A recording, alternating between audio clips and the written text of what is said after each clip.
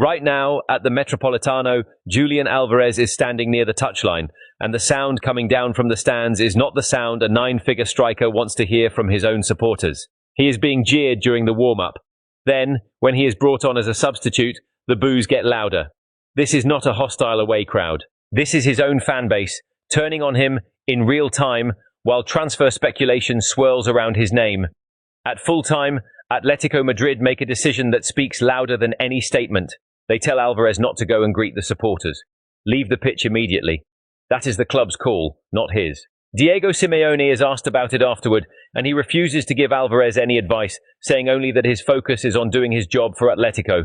When a manager will not even offer a word of guidance to one of his most valuable players in a moment like that, you know the relationship has shifted. This is where we start, because everything else that is happening around Arsenal this week connects back to this exact tension. Here is what is actually on the line. Arsenal have been chasing Julian Alvarez as Mikel Arteta's #1 attacking target. His valuation sits above £100 million, which on its own would be one of the biggest deals of the summer for the club. But the picture is more complicated than a straightforward pursuit. There are reports that a deal was actually struck between Atletico and Arsenal last week, only for Alvarez himself to knock it back once club officials contacted him. If that is true, this is not a case of Arsenal failing to agree terms with another club. It is a case of the player himself saying no, because he has his eyes fixed on a different destination. That destination is Barcelona, and Barcelona's ability to actually fund a deal for a player of Alvarez's price is still very much in doubt. So the real risk for Arsenal is this. They could end up as the fallback option, waiting on Barcelona to fail financially before Alvarez even considers accepting a move to London. That is a difficult position for any club to be in during the final stretch of a transfer window. Before we go further, if you want the full picture on every one of these stories, the confirmed news, the rumours, and what they actually mean for Arsenal's business this summer, make sure you are subscribed to this channel. This is exactly the kind of deep, detail-first breakdown we do every single day, and you do not want to miss what happens next as this window closes. Now let us go through everything piece by piece, starting with what is being reported in real time from the people closest to these stories, and then moving into the two biggest developing narratives of the week. The live reports. The first piece of information comes from Match of the Day, and it is simple but telling. Julian Alvarez was jeered by his own fans while warming up, and booed loudly when brought on as a substitute, with speculation about his Atletico future hanging over the entire moment. My read on this is straightforward. Fans do not turn on a player of Alvarez's quality unless there is a wider belief inside that stadium that he already has one foot out of the door. This is not a case of poor form turning a crowd sour. This is a crowd reacting to transfer noise. And that tells you the Alvarez story has reached a point where even the people paying to watch him play believe he is leaving. That kind of atmosphere rarely reverses itself. Once a fan base decides a player is gone in spirit, the relationship is very hard to repair, and it tends to accelerate an exit rather than prevent one. The second report comes from Fabrizio Romano, and it centers on Al Hilal. Romano says Al Hilal are working on deals for both Ollie Watkins and Gabriel Martinelli, describing the winger and the centre-forward as top priorities for manager Simone Inzaghi. Personal terms are said to be closer with Watkins, while Martinelli is described as high on the list, something Romano says he had already revealed earlier in the week. Both deals are labelled as live and ongoing. This is significant for one clear reason. When Romano frames two separate deals as both being active for the same club at the same time, it shows Al Hilal are not just making a speculative approach for Martinelli. They are building a squad with real financial intent, and Martinelli sits right at the centre of that plan alongside a proven Premier League goalscorer in Watkins. For Arsenal, this should be read as a strong signal that a genuine funded exit route exists for Martinelli, not just talk. The third report comes from an Arsenal insider account discussing a question and answer session with Hand of Arsenal. The claim is that Arsenal are dealing with multiple offers from clubs both inside and outside the Premier League for Ethan Nwaneri. The insider adds that if Arsenal do choose to loan him out again, every single detail will be studied carefully because of how difficult his last loan spell turned out to be. At the same time, it is noted that Mikel Arteta believes Nwaneri grew significantly as a person during that Marseille loan, even though results on the pitch were not what anyone hoped for. What stands out to me here is the contrast between the football outcome and the personal outcome. Arsenal are not dismissing the idea of loaning Nwaneri again just because the last one did not go to plan on the pitch. Arteta is clearly separating footballing development from personal development, and that suggests any future decision on Nwaneri will not be a simple yes or no based on last season's numbers. It will be a much more considered process, weighing multiple offers against what actually serves the player long term. The fourth report, again sourced through Hand of Arsenal, concerns Fabio Vieira. Hamburg are said to be pushing for a deal on their own terms, but Arsenal are holding firm on what they consider a fair valuation. Vieira himself is described as keen to return to Germany if the two clubs can find an agreement. This is a fairly standard transfer standoff, but it is worth noting what it tells us about Arsenal's broader approach this summer. They are not desperate to offload fringe players at any price. Even with a player who clearly wants to leave and has already identified his preferred destination, Arsenal are still prepared to hold their ground on value. That discipline matters when you consider how many other departures the club appears to be managing at the same time. The fifth report takes us back to Alvarez, and it adds real weight to everything from the opening moment of this video. Atletico Madrid reportedly instructed Alvarez directly not to greet the fans after the final whistle and told him to leave the pitch straight away. Diego Simeone confirmed this was a club decision, made specifically to prevent Alvarez from joining his teammates in front of the supporters. When asked about the situation, Simeone declined to offer Alvarez any personal advice, saying only that his own focus remains on doing his job for the club. Think about what this actually means. A manager choosing not to publicly support or advise a player during a difficult moment is rarely accidental. Combine that with the club physically pulling him away from a fan interaction, and you have a situation being managed from the top down, not just a player dealing with noisy supporters on his own. Atletico appear to be controlling the optics of Alvarez's exit process as carefully as they can, which suggests the club itself has already accepted that his departure is likely. The sixth report shifts the conversation toward Bradley Barcola. According to reporting credited to Court Offside, Arsenal could renew their interest in Barcola as Liverpool step back from the race, leaving Paris Saint-Germain as the other serious party. Paris Saint-Germain are said to want £130 million up front, potentially rising to £145 million, while Liverpool value Barcola at no more than £120 million. Barcola himself is described as open to a move to either club, with Arsenal being kept informed as Liverpool weigh up other attacking options. The gap between what Paris Saint-Germain want and what Liverpool are willing to pay is enormous, and that gap is exactly where an opportunity for Arsenal could open up. If Liverpool step away because the numbers do not work for them, Arsenal re-entering that race becomes a far more realistic scenario, especially with a player who has already shown he is open to the move. This is one to watch closely because valuations this far apart rarely stay static for long in the final days of a window. The seventh report comes from an Arsenal-focused account citing Sami Mokbel, and it adds real substance to the Martinelli story. Al Hilal have reportedly told Arsenal directly that they are prepared to bid higher than Galatasaray's existing offer for Martinelli. It is also stated plainly that the Brazilian is free to leave the club this summer, with Mikel Arteta making it clear to the player that he is not part of his plans. This is about as direct as transfer reporting gets. When a manager tells a player face-to-face that he is not in his plans, that is not speculation. That is a decision that has already been made internally. The fact that Al Hilal are now positioning themselves to outbid a rival club for Martinelli shows this has moved from interest into genuine competition for his signature, and Arsenal appear ready to accept whichever offer proves strongest. The eighth report, once again from the Hand of Arsenal question and answer session, points toward a much longer-term name. Eli Junior Krupi, currently at Bournemouth, is described as one to watch for many clubs come January, including Arsenal, who reportedly held talks with his camp earlier in the transfer window. This is a very different type of story to everything else we have covered so far. There is no urgency here, no active negotiation, simply an acknowledgement that Arsenal have already made contact and could return to the conversation in the winter window. It is worth filing away rather than treating as breaking news, but it does show that Arsenal's scouting network is thinking several steps ahead, well beyond just this summer's business. The ninth report returns to Julian Alvarez, but this time it focuses on the football reasoning behind Arsenal's interest, rather than the drama around his situation. According to data from Opta, Alvarez has recorded more high-intensity pressures in the opposition half than any other player across the last two World Cups, with a total of 318. This is being framed as one of the key reasons Mikel Arteta wants him specifically. This numbers-based detail matters because it moves the conversation away from reputation and toward function. Arteta's Arsenal sides are built around relentless pressing structures, and a player who leads that specific statistic across two entire World Cup cycles is not just a talented finisher, he is a system fit in the truest sense. This is the clearest explanation yet for why Arsenal have been so persistent with Alvarez despite the price tag and despite the complications around his preference for Barcelona. The 10th report brings Kenan Yildiz back into focus. Speaking through the same Hand of Arsenal question and answer session, it is confirmed that Yildiz was a serious target for Arsenal this summer, and that the club genuinely tried to sign him. Juventus, however, did not want to sell this year, and Yildiz remains on Arsenal's list for the future.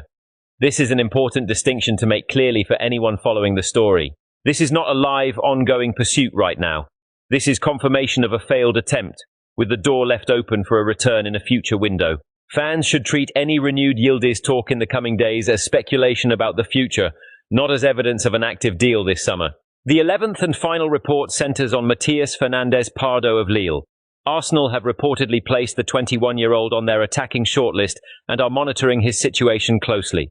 The report adds that Arsenal are aware they would need to meet Lille's €70 million asking price to have any realistic hope of getting a deal done before the window shuts. The key word here is monitoring.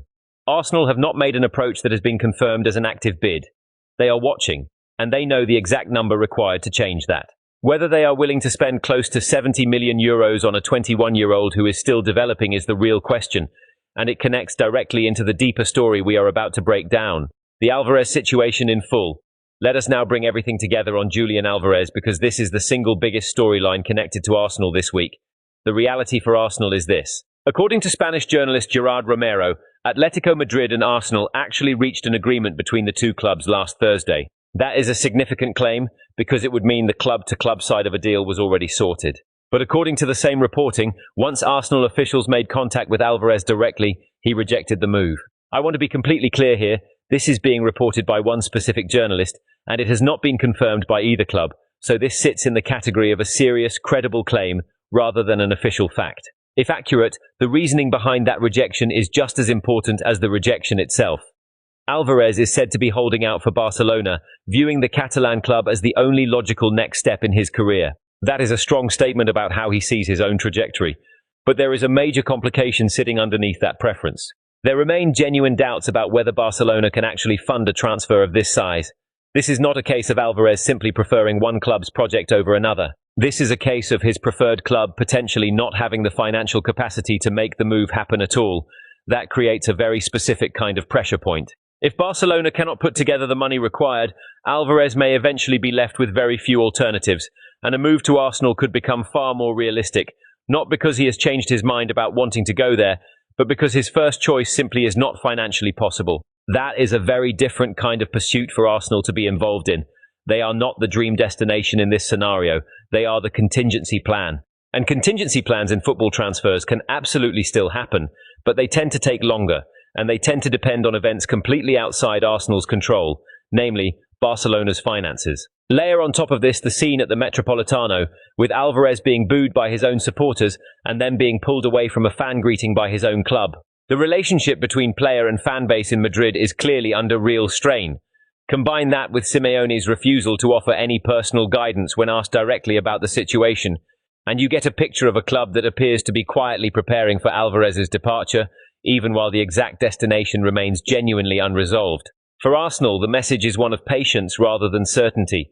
There is no confirmed rejection from Alvarez that has been verified by official sources. There is no confirmed inability from Barcelona to fund a deal. What exists right now is a credible report suggesting a first attempt did not work, and a widely understood belief that Barcelona remains his priority. Everything else, including any eventual move to Arsenal, depends entirely on how the Barcelona side of this story resolves itself in the closing days of the window. The Martinelli exit and the Yildiz connection. Now let us move to the other major story running in parallel, because it connects directly back into some of the reports we already covered. Gabriel Martinelli's situation at Arsenal has become impossible to ignore. He was left out of the squad entirely for the Community Shield fixture against Manchester City, and then again for the Premier League match against Coventry. Leaving a player out of a Community Shield squad is one thing. Leaving him out again for a league fixture immediately afterward removes any doubt about intent. This is not rotation. This is a manager signalling, through team selection alone, that a player no longer features in his plans. That signal has now been confirmed in the most direct way possible. Mikel Arteta has told Martinelli face-to-face that he is not part of his plans going forward. There is no ambiguity left in that statement. Alongside this, reporting has claimed that Al Hilal in Saudi Arabia are in advanced talks to sign him, with the club prepared to bid higher than a rival offer already on the table from Galatasaray. When two clubs are actively competing to sign a player who has just been told directly by his own manager that he has no future, you are not looking at speculation anymore. You are looking at the final stages of an exit being arranged. Here is where the story becomes genuinely fascinating from a squad-building perspective. With Martinelli's departure treated as close to inevitable, attention naturally turns to who replaces him. One name that has emerged clearly is Matías Fernández Pardo of Lille, a 21-year-old who directly contributed to 15 goals in 33 starts last season. That is a serious return for a young player operating in one of Europe's stronger leagues, and it explains exactly why Arsenal have placed him on their shortlist. What makes Fernández Pardo particularly interesting as a potential Martinelli replacement is his versatility. He is capable of playing as a central striker, on either wing, or even as a central attacking midfielder when required. Arteta has consistently shown a preference for players who can operate across multiple positions within his system, and Fernández Pardo fits that profile closely. His biggest strength is his movement, his ability to dribble past opponents regardless of where he lines up on the pitch, combined with genuine pace. He also possesses a powerful right foot and has already shown he can score from distance. But there is a significant financial obstacle here as well. Lille are demanding €70 million, which converts to roughly £60 million, and reports indicate that Champions League level clubs including Atletico Madrid and RB Leipzig have already tried and failed to sign him this summer. Lille are described as desperate to keep him, yet Fernández Pardo has already shown his own intent by refusing to come on as a substitute in a pre-season friendly against Everton, specifically because he wants to leave the club. That is about as clear a signal from a player as you will ever see. This is where the connection to the Yildiz situation becomes so revealing. Arsenal previously offered Martinelli, alongside a cash component, directly to Juventus in an attempt to sign Kenan Yildiz. Juventus, according to a trusted insider speaking on a dedicated question and answer platform, simply did not want to sell Yildiz this year, regardless of the structure of the offer. Yildiz, valued at over £100 million, remains on Arsenal's radar for a future window, but this summer's attempt has clearly failed. Now look at the pattern that forms when you place all three stories side by side. Arsenal tried to use Martinelli as a make-weight to land Yildiz. That failed. Martinelli has since been frozen out of matchday squads entirely and told directly he has no future at the club. Al Hilal and Galatasaray are now competing to sign him on his own, without Yildiz attached to any part of the deal. And Arsenal have simultaneously shortlisted Fernández Pardo as a direct alternative, fully aware that his release requires meeting Lille's asking price in full. The reality for Arsenal is that Martinelli's departure now appears to be happening regardless of whether a replacement is secured in time. That creates genuine risk. £60 million for a 21-year-old who is still developing and who Arsenal would be signing without any Champions League level European football experience under real pressure is a significant gamble to take in the closing days of a transfer window. If that deal does not get done before the deadline, Arsenal could find themselves having moved on from an established Premier League and Champions League winger without having lined up a proven replacement, leaving a genuine gap in Arteta's attacking options heading into the business end of the season. So here is where everything stands. Julian Alvarez remains Arsenal's #1 attacking target, but his own preference for Barcelona, combined with genuine doubts about Barcelona's financial capacity, means Arsenal's route to actually signing him depends on events they cannot control. Gabriel Martinelli's Arsenal career is effectively over in everything but the final paperwork, with Al Hilal and Galatasaray competing for his signature after Arteta told him directly he has no future at the club. And Arsenal's readiness to replace him rests on whether they are prepared to meet a £60 million valuation for a talented but unproven 21-year-old in Matías Fernández Pardo. Every one of these stories is still moving, and the final days of this transfer window are going to decide how each of them ends. If you want to stay ahead of every twist as it happens, make sure you are subscribed, because this channel will be breaking it all down the moment it develops. I will see you in the next one.